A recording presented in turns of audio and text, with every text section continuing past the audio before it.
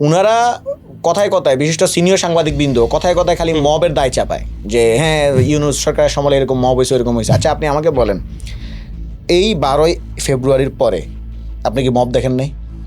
12ই ফেব্রুয়ারির পরে আমরা দেখলাম কি বাসসের যিনি এমডি ছিলেন তাকেও মব করে সরিয়ে দেওয়া হয়েছে, এবং তিনি নিজে এটা ফেসবুকে প্রকাশ করেছেন যে আমাকে মব করে সরিয়ে দেওয়া হয়েছে। এই 12ই ফেব্রুয়ারির পরে কয়েকজন চলচ্চিত্র নির্মাতা তথ্য ভবনে গিয়েছিলেন, জুলাই নিয়ে তারা চলচ্চিত্র নির্মাণ করেছেন, সেগুলোর পেমেন্ট নিয়ে আসতে গিয়েছিলেন। সেখানে ছাত্রদলের লোকজন গিয়ে মব করে, পরিকল্পিত মব করে তাদের উপর হামলা করেছে। সেটার কোনো বিচার এখন পর্যন্ত আমরা পাই নাই, সেটার কোনো প্রতিকার এখন পর্যন্ত আমরা পাই নাই।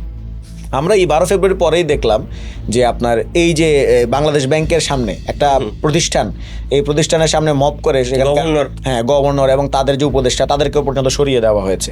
সেগুলোর কিন্তু আমরা এখন পর্যন্ত কোনো প্রতিকার পাইলাম না। এবং সর্বশেষ সংযোজন হইল এইটা যে থানার মধ্যে ঢুকে, থানার মধ্যে পুলিশের সামনে সাংবাদিকদের ধরে পেটানো হচ্ছে, পুলিশের সামনে, থানার মধ্যে, থানা প্রিমাইজে। তাহলে এই যে বলা হয় যে মব সংস্কৃতি শেষ করে দিলাম, মানে তার মানে বোঝা গেল আসলে মব কি হবে এটা ডিপেন্ড করতেছে কে আপনার সরকারে আসে।